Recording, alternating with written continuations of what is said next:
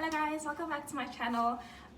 Today it's a bit of a different video. It's not necessarily because I came here to today I've decided that my friend and I, it was her idea actually. We're gonna make cookies, except she doesn't want to be on camera, so she's not gonna be on camera, but that's okay. It's fine because I want to be on camera and I know that you guys are here for me.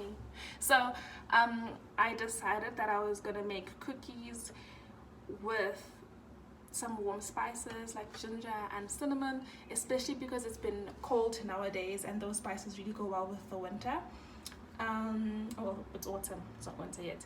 And then I'm also going to be adding some cranberries because I had a little bit left over from the time when I made that cranberry almond granola recipe, so I figured I might as well finish it off. I didn't even know I had this little left, but it's fine because it will make our cookies look really pretty. I'm also going to be adding maize meal to this, right, Nunko? Yeah.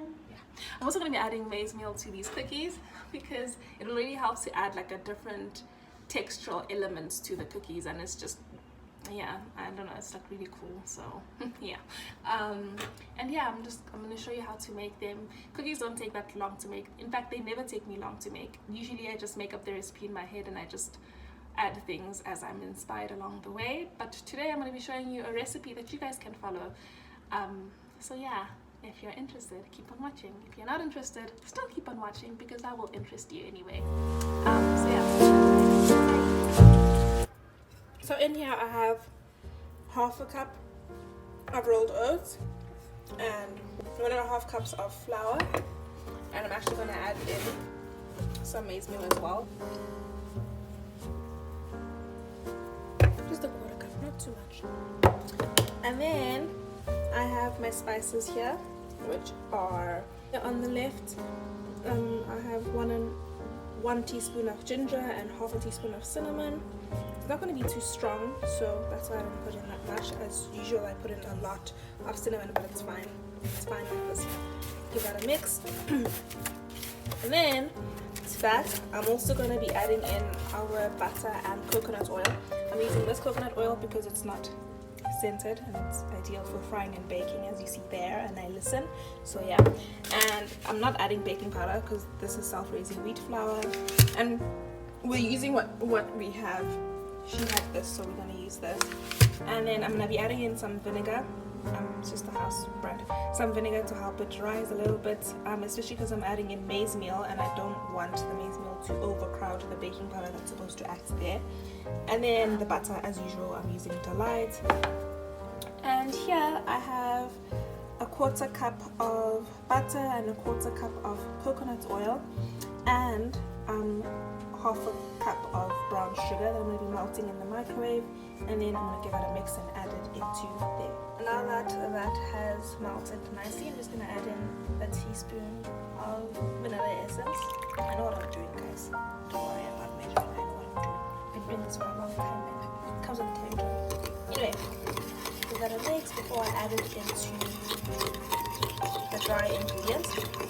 And as you can see in the dry ingredients, I've already added in the cranberries, the dried cranberries. They're not a lot, they're very little. I actually should have reserved some to decorate the top, but it's fine. It's okay. Okay, and then I'm gonna add in the melted butter.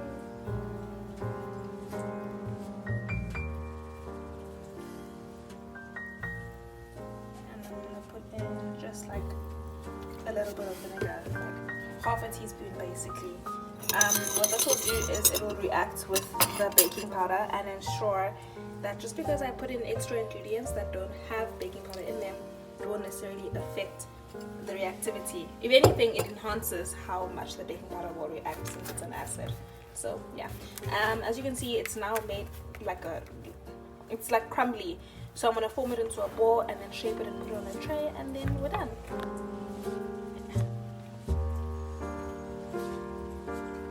This is my parchment paper I've been reusing because we recycle, guys. Yeah, it's a little bit crusty looking, but it still works, and I don't have to add more grease to my pan, so whatever, you can judge, I don't care. And I'm done. I'm gonna put these in the oven, but first I'm gonna press them down with a fork to make them look pretty. Yeah, they're really pretty because the cranberries are so cute.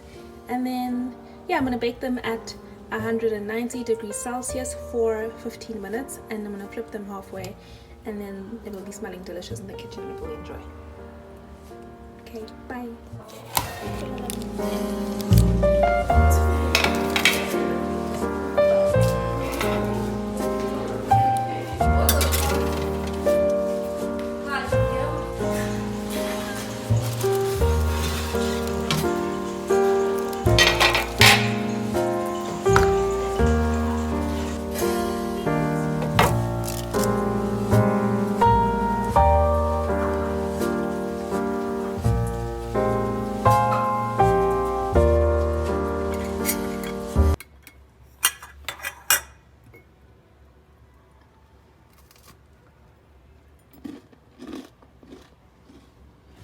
These cookies were so yummy. The warm spices really came through. The ginger was not too much, but it was complemented well with the cinnamon as well, the underlying cinnamon, and the tart cranberries. And then the maize meal really helped to make them really crispy and crunchy. If you guys saw Nonku's reaction, you would have believed me even more. But just take it from me, they were really good, and she agrees that they were very good. So I highly recommend that you make them. They also store well in a sealed container for about a week. If you're pushing it 1.5 weeks, maybe 2 weeks. And other than that, you can make extra batter and freeze it and make them when you want. Thank you for watching, and see you next time. Bye bye.